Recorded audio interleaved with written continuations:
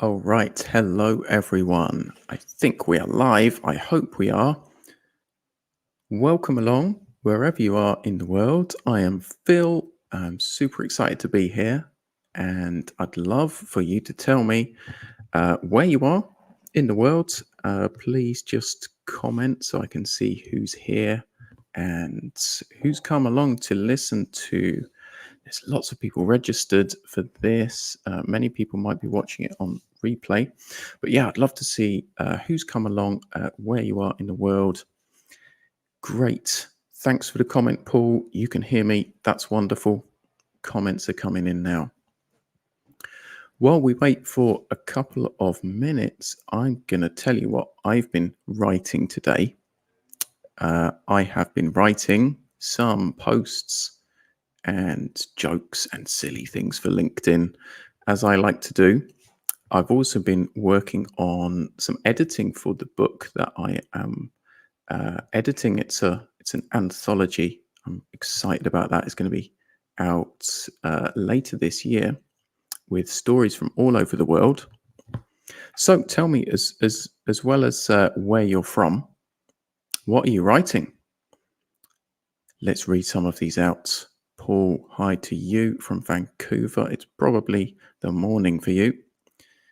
Nida, hello to you. Thanks for coming along. Ariane, great. Milton, checking in from Angola. Welcome, sir. Happy for you to be here. Nyla's in Saudi. Okay, that's great. Ariane's in France. Mariana, welcome along. Mariana's yoga in Croatia. Gold, hi there. Logging in from Nigeria. Alexandra, brilliant. Good to see you. Oh, you're on Fuerteventura. That's very close to where I am. I'm in Las Palmas. Umar, hi to you. And Pratima, logging in from Pakistan and India. That's great. And Renee, hi to you. Also, Yemi, Maria's here from Portugal. Brilliant. Anna from Buenos Aires, where I used to live. Great place. Well, welcome along, everyone. We'll get started, I guess. We are going to talk about pitching today, and specifically using English language to pitch. So if people come along in the next few minutes, I guess they'll have to catch up. So let's start. Just going to share my screen here.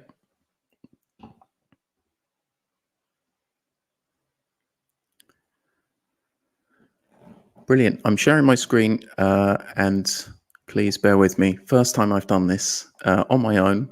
So I will try and keep an eye on a comment or two. Oh, good. You can see me as well as the screen. Okay, that's great.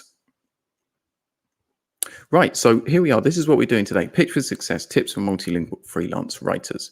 Now, I hopefully some of you or most of you know who I am. I'm Phil. I'm the English writing coach. And basically my job is to help professional writers whose first language is not English. Right, we've got loads of amazing writers from all around the world. And I love seeing you build that authority and succeed. That's really what we're looking for. What we're going to talk about today is not exactly how to pitch, but more the type of language that you need to succeed.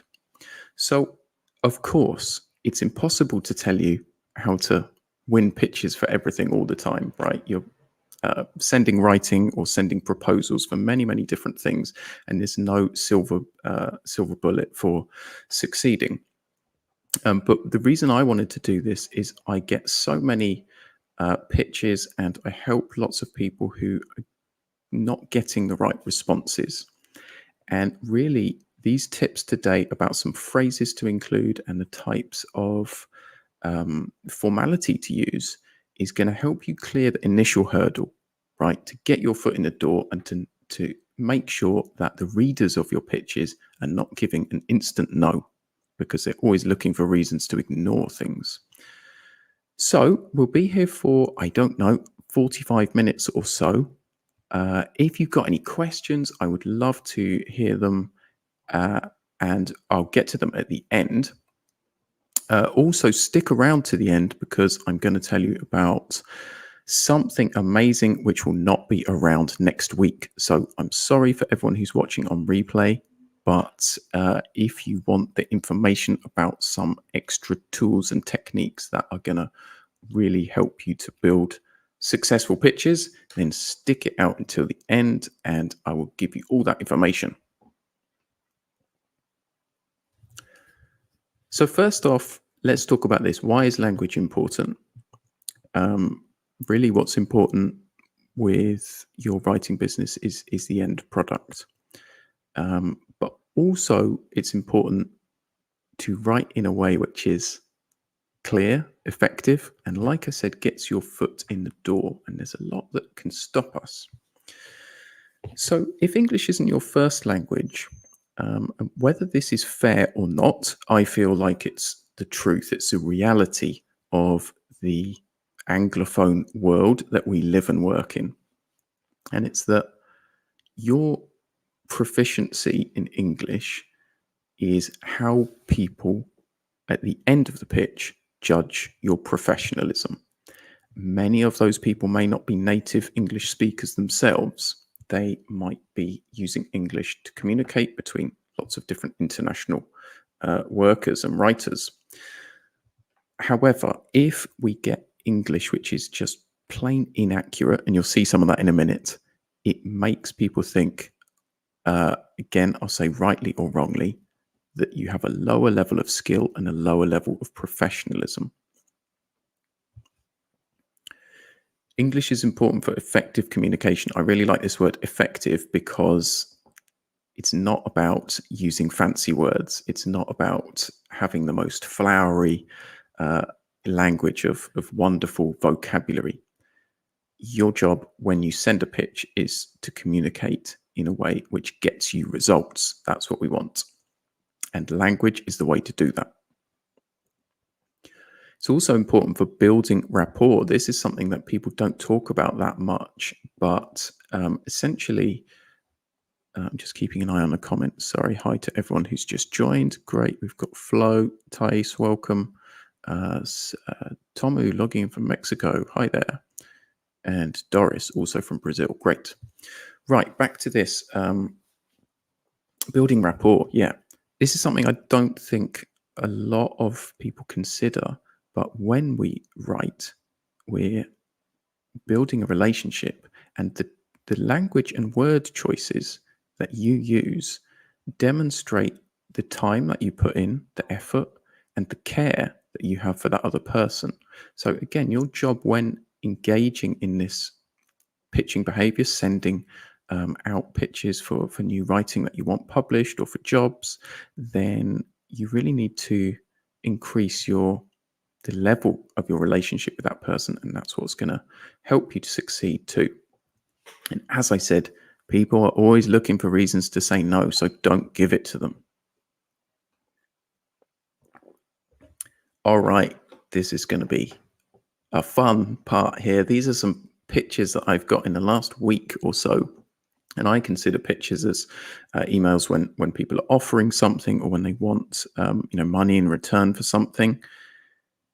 We'll have a few different examples of why these maybe aren't the best, but let's just say that they made me immediately think no, and that's what we're here to avoid today. Okie dokie, first one. I'll give you a second to read this because there's lots to it, but this is an email I received this week offering me SEO services, I think.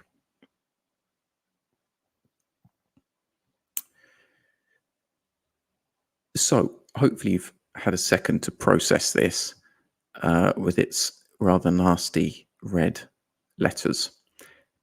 What strikes me is that it's not got an appropriate greeting, so it's just been sent to everyone. Again, that's a kind of set thing that we need to worry about in English emails. Next, get your site on Google's front page search.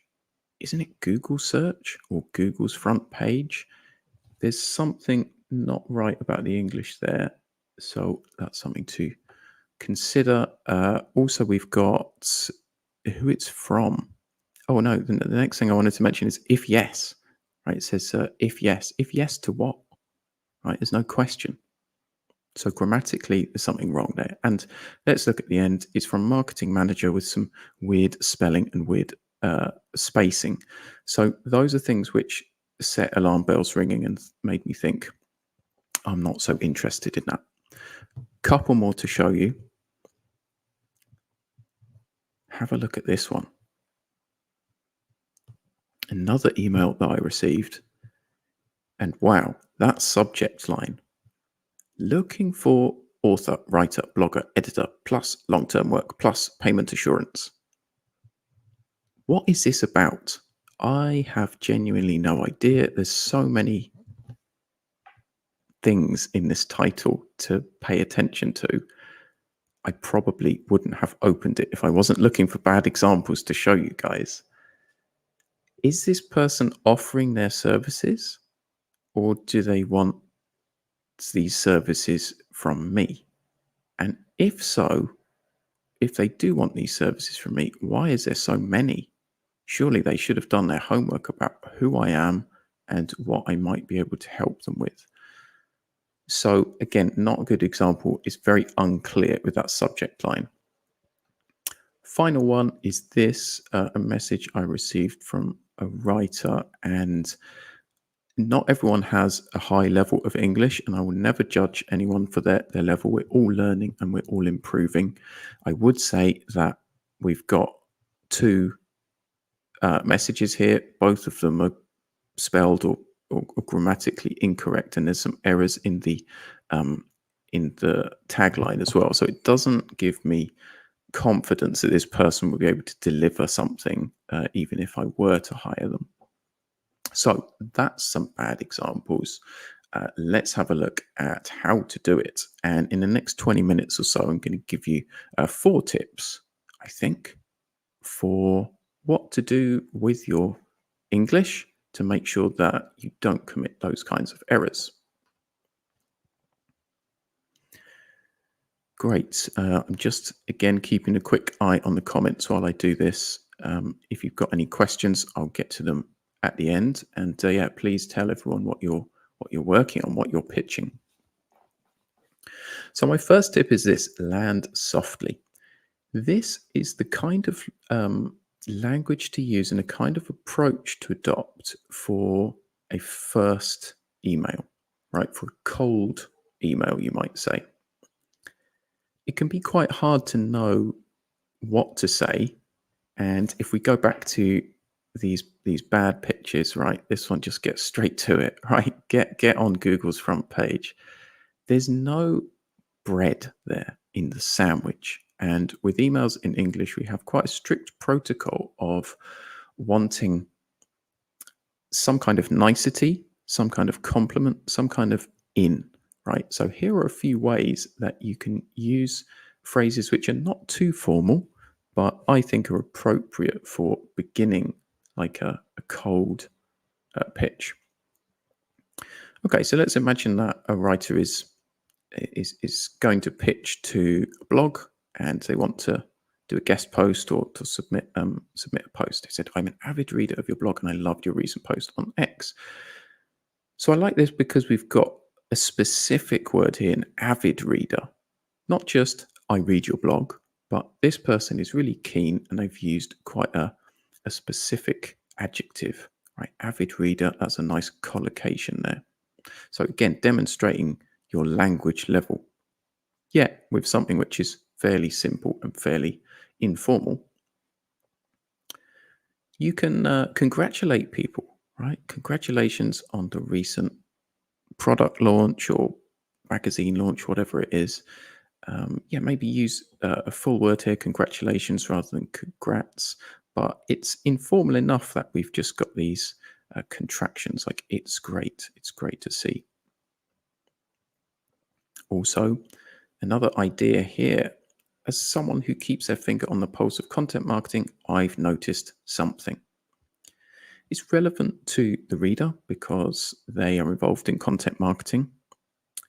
I like this because it has this phrase, finger on the pulse. Right, we don't have to use lots and lots of clever idioms, but it's quite snappy, and it shows that, again, you have an advanced level of English, and I think it's the kind of thing that would be appropriate for a sort of soft landing. Let me know if you've got any thoughts or questions on landing softly on these initial lines that we can write in our pitch, and what kind of tone they have. Okay, this is a big one. Tip 2 is about formality. This is something I'm really, really keen to share with you guys because I see so many great writers from the developing world, from countries in South Asia, Africa, Latin America, and they write with far too much formality. It's very important to consider who's reading your email, who's reading your pitch. Of course, we want to approach people with the right level of formality, but consider this: when you are a professional writer, when you sell your services, when you sell your articles or your blogs or your social media posts, when you sell your services, that relationship should be 50-50, right? The client is giving you money and an opportunity and maybe a testimonial, but you're giving them a product or service that they need and that they want, and it's going to be useful for their business. So never feel like you should engage too many niceties. Oh, dear sir, it is such an honor to be able to submit this piece to your magnificent publication. That's too formal. And the reason it doesn't work is that perhaps in some cultures, that level of formality would be appropriate. But for most media owners and for most people who are going to read these pitches in the English speaking world, it gives away too much authority. It puts you at the level of somebody who is simply serving, right, and not somebody who is an equal partner in that relationship. So really think about how you can match the formality of the person to whom you're writing. Here are some examples. If you get something like this, this is a bit more formal, right? Kindly inform us of your previous publications. Maybe somebody's replied back to your initial response. Maybe this is a message. This to me seems more formal because we've got inform, which is longer and comes from Latin, so it's more formal than tell, right? Tell us about or show us your portfolio. Kindly as well, it's kind of a more formal email phrase. So if you get something like this, an appropriate response might be, please find attached a record of my publications. So here we've got a nominal form, a record of my publications, and we've got please find attached. So that's a more sort of formal word order there.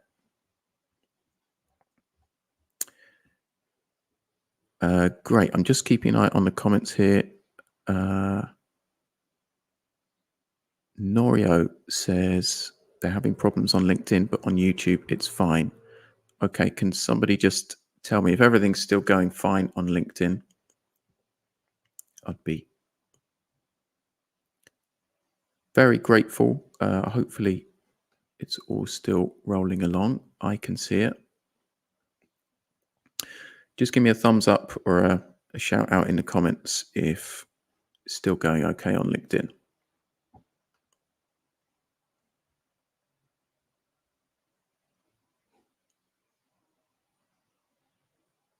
Okay, good. Yes, Renee says good. Renee can still see me. That's wonderful. Right, let's carry on. If anyone's having issues, yeah, it's also available on my YouTube channel and my Facebook page. Great. So here's a less formal response, right? Wonderful. Could we see some examples? So could we see some samples to get an idea of your work? This seems more informal. It is a question. It's got an exclamation mark. It's a bit more friendly. So you might say something like this. I've added a couple of links to the document. Right, a couple of bit more informal, bit more casual.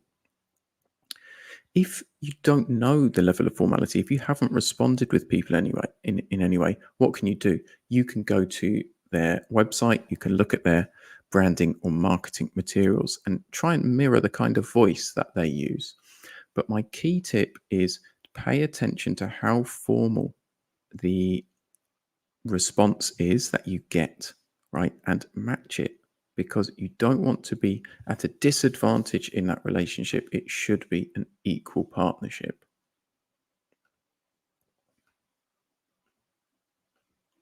Okay, moving on. Right, Gold says it's still going well. Right, connection's good. Okay, be authentic is my next tip. Being successful in a pitch, and again, speaking as someone who receives quite a lot of people asking me to look at their writing or to hire them as a writer.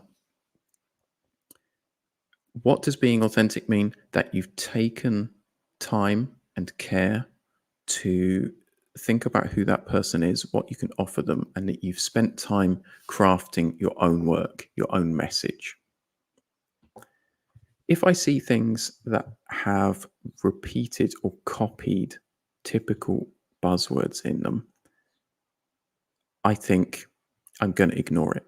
I'll give you an example. There's lots of these copywriting buzzwords like, skyrocket your brand to the front page of Google, or the secrets to success of SEO branding. If I see these, I feel like the writers have copied those and that they're not going to offer me something unique. So really choose vocabulary which is slightly different and is going to make people pay attention and think this is unique, this is different. Easy one, don't copy and paste.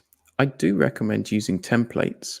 You can't type out a pitch message 400 times, but if you've just got one bland message that you copy and paste, it's not going to work. So make sure to personalize and change each line, each word to the maximum of your ability. Now, this next one might split a few of you. I would advise people not to use AI. To me, AI is not authentic. If you ask ChatGPT to write a cold pitch email to sell your article on doggy daycare or whatever you've written it on, it's not your intention to order things in that pitch the way ChatGPT does. It's not your intention to express things in that way. So one incredibly important thing to me is that writers build their own templates. Spend the time crafting the right kind of pitch and then use that as a basis, because your intention to sell your services in a certain way is really the important thing there. I would advise people to, let me know what you think in the comments as well. I'm interested to see if you guys are using, if you're using AI or not. Just seen a question from Dr. Aisha. Yes, this will be available on recording, but there's something very special at the end, so stick around if you can. I do recommend people use AI to check their work. So if you've crafted a template, yes, we want it to be nice and accurate. So things like Grammarly and as well as your own proofreading and ChatGPT can help there. So I'm not against using AI, but generate your own text and build your own templates. Also think about how you can attract a response. Your goal in a pitch, remember, is not just to immediately get a yes or sell work. Relationships are based on trust. So you'll need a bit of back and forth. And if you've got no questions or nothing to generate conversation, then you won't get any kind of response. Here's a quick example. It's a bit of a silly one, but I quite like cats, so that's why I've written it. It says, please feel free to reach out with any questions. If I'm away, my feline assistant Mittens will get back to you. So, as I said, it's a bit of a silly one, but if this person is thinking of replying. If it were me, I'd probably ask about the cat. It makes it a bit more fun and it gives someone a reason to expand and offer something up themselves, right? They might talk about their own pet.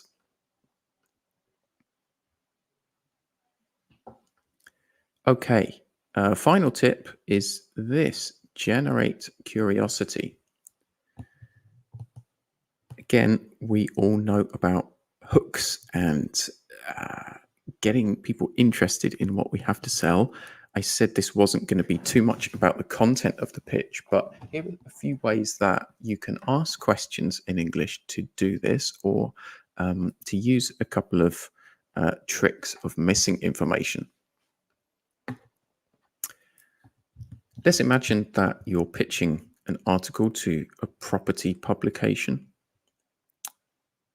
We've got this. Did you know that 95% of Gen Z believe they'll never be able to get on the property ladder?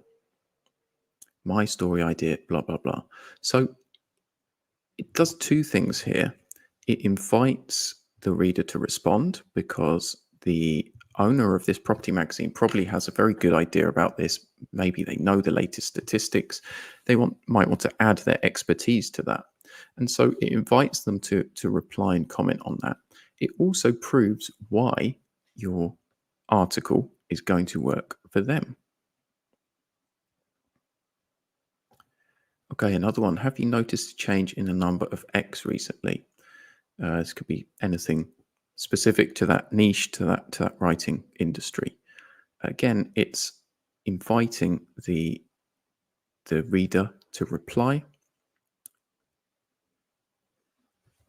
And here's one you can use, again, a bit of a silly example, but something in your bio.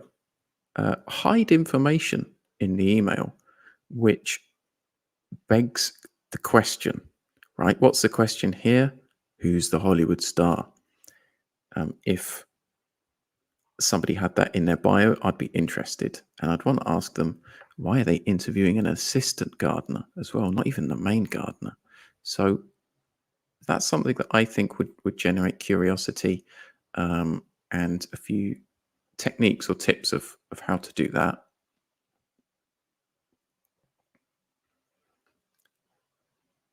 Great. Now is the time to get your questions in. I'm just keeping an eye on the comments here. Thanks, Paul, for your comments. Irene says, all the AI, we translators are already tired of saying that AI can't replace us. Yeah, I'm with you, Irene. And welcome, Timan, as well, tuning in from Kenya. Alexandra says, I think AI can be used as an assistant. Yep, totally agree. Good idea there. Flogerta says, don't get me started on AI. Okay, we won't. So, time to get some questions in if you've got them, and I will do my best to answer them. Here's a quick recap, and then I'm going to tell you about something which will be gone by the beginning of next week. What is it? Okay, so putting it all together, what have we learned today? It's very important, first of all, to do your research on a pitch, and we really want to ensure that you don't get an immediate no, that you don't get immediately dropped into the junk folder or the recycling bin of somebody's email inbox. A lot of that comes down to being accurate with your English. We saw some of those bad examples earlier. How to do it right? Use a friendly opening, a soft landing, some kind of phrase which congratulates the reader, which shows that you know who they are and that you're not getting straight immediately in the first line to your selling of what you're offering. Most important one for me, or maybe equal first, is match the level of formality. I'm going to talk a little bit more about a way you can delve into the English language and figure out what makes something more formal or not in a minute. But that's most important. Remember that you're an equal partner when you sell something. So don't be too formal and really think about the culture and the appropriate formality for the person to whom you're writing. Seems like some of you agree with me in the comments. Don't use AI. Don't just generate a boring old pitch. You have to be genuine. You have to be unique. If you can use special or specific vocabulary in English, if it can be really industry specific, use things like some idioms, use some great collocations, and if it just seems like it's you, it's authentically you, that is something that will make the readers of your pitches trust you more. And finally, generate conversation. Give people a reason to write back to you. You can ask them questions on non-sensitive topics, especially if it's related to your writing. You can hide information as well in the you can hide information in the email, generate that curiosity to get people to reply. All right, so I am having a look at the comments coming in. Don't think we have too many questions yet. I might be missing them. I'm just going to have a look through. But if you want to know or just tell people what you're pitching, that would be great. Dennis has asked about plain English. We'll get to that question at some point. Thanks for that question. Sorry, it's Doris. I misspoke. All right, brilliant. So we'll answer Doris's question and any others in a minute. But first, I want to tell you about something which is here now. And in a couple of days, it won't be. I'll tell you why. Now, you have heard about my initial tips for how to write a pitch which won't get consigned to the junk bin. If you're a new writer, if you're somebody who is sending out pitches, who is answering proposals on Upwork, on Fiverr, somebody who is looking for clients on LinkedIn as a writer, then I highly recommend what I am calling, drumroll please, my freelance writer mega bundle. You can see a few things on screen here, but there's actually going to be 6 things in the bundle, and it's something I've put together to help you with pitching, with improving your English communication, and with communicating with clients when you get them. What does it include? First of all, the pitch examples. So it's going to be a sheet with 3 examples that you shouldn't copy paste. You should adapt them and just use it as a good practice. There's some examples of initial emails. So when you're cold pitching someone, applying for a job, something like that. And there's also some examples of when you know an editor and you're pitching, you're proposing something, right? You've got an idea for working on their website, or you've got an idea for an article. You're going to get the online tools sheet. You can see that on screen. There is tons of links and tools specifically to help multilingual writers. So loads of useful links to language tools, readability tools, stuff to generate content ideas. There's lots on that cheat sheet. You'll also get an editing checklist. That is a list of questions to ask yourself to make sure that you submit the best work possible. And again, it's cool because it's something you can adapt to your own needs. There's going to be 2 masterclass videos. That is something on editing, detailed editing of your work, and also how to format your work for submission.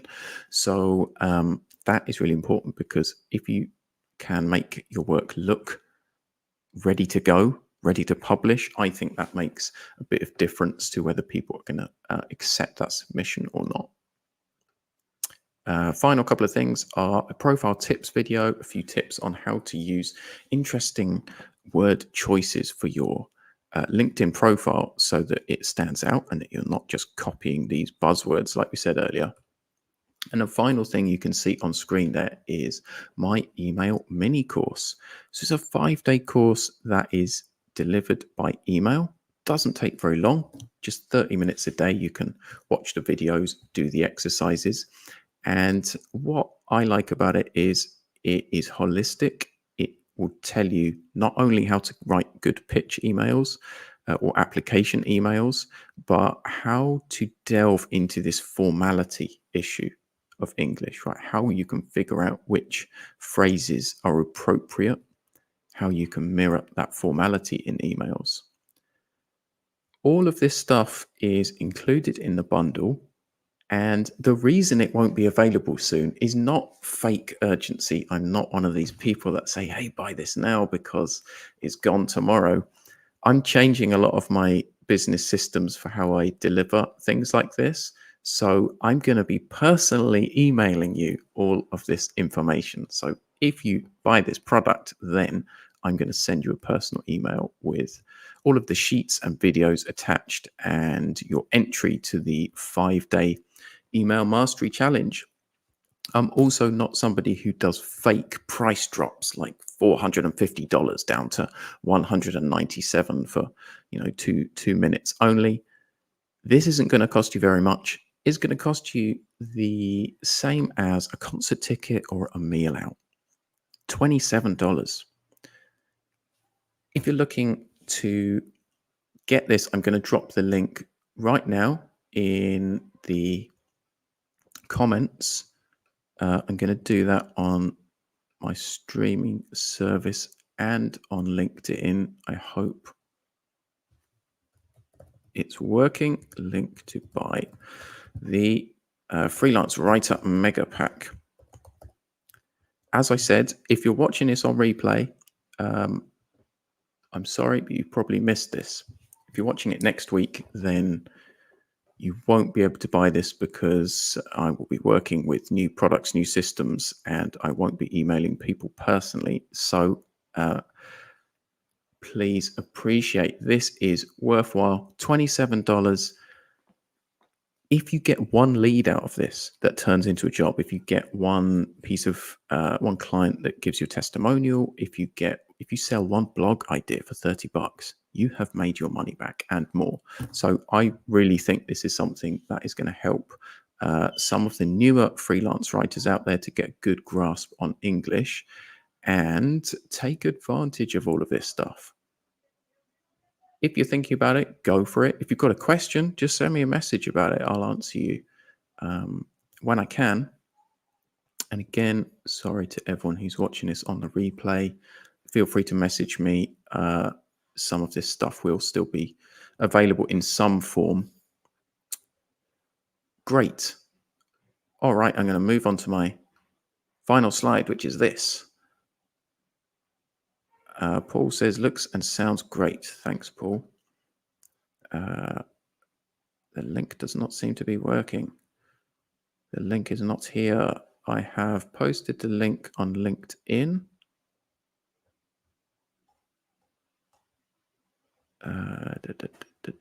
Is it? The link has been posted to YouTube and to Facebook. Linked in comments. Give me a second to load my LinkedIn page, and I'll try and drop it in the LinkedIn.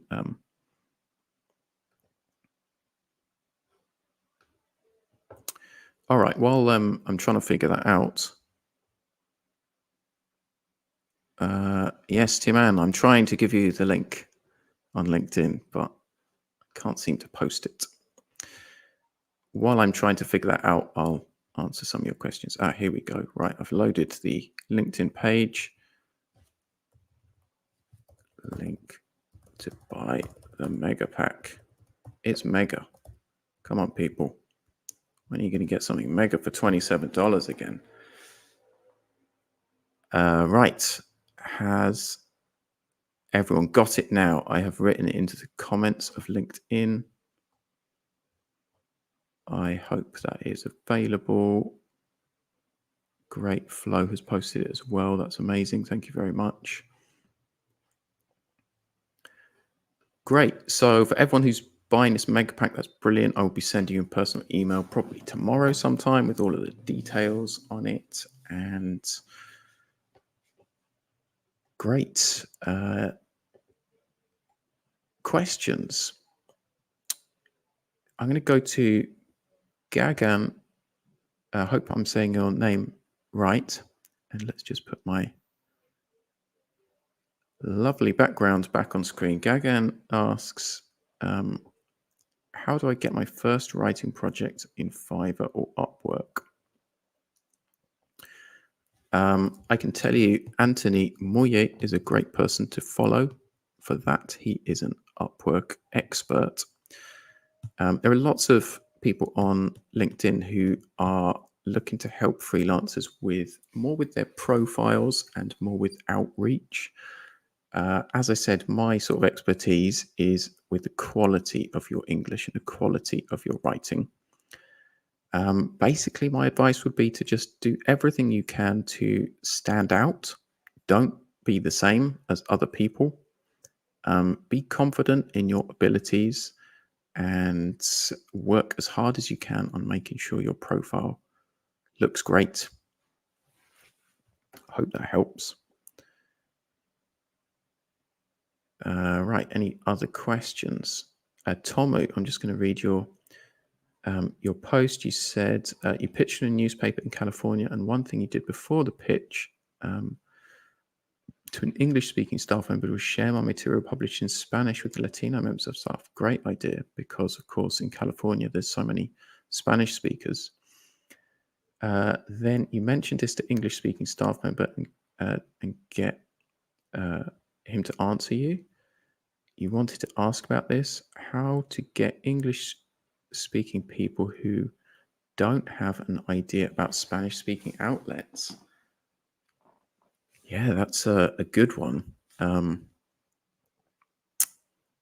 That's a very interesting case, Tommy, because I think if, in certain markets in the US, there is this dual approach of, there are going to be areas that, like Florida and California, especially, I imagine, that have so many Spanish speakers in them that there may be people like the staff member that you pitch to that operate in both.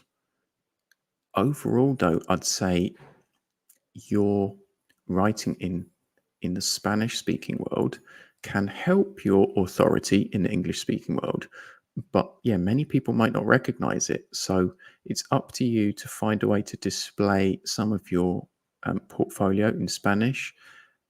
Maybe translate it, maybe write an English writing CV that you can submit along with your submissions to say how many great pieces of work you've had published in Spanish.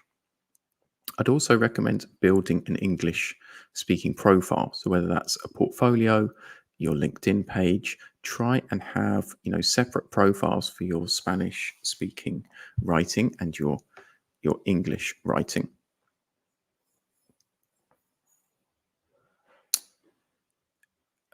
Doris had a question about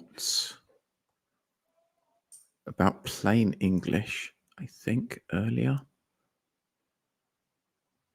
Let's have a look at that. I'm just scrolling back through these comments, seeing that people think buzzwords are hideous. That's great. I do too. But we've all, used them at one point or another, probably. Doris's question was about plain English. I think I saw that question about what do we think about plain English. Depends. Well, I have two thoughts. I mean, it depends on the context, on the outlet. I think a lot of web writing recommends plain English because everyone can read it and it's going to make text simpler, especially for screen reading. It's certainly something to consider. My second thought on it is that to differentiate yourself as a writer who can use highly specific vocabulary, as somebody who can really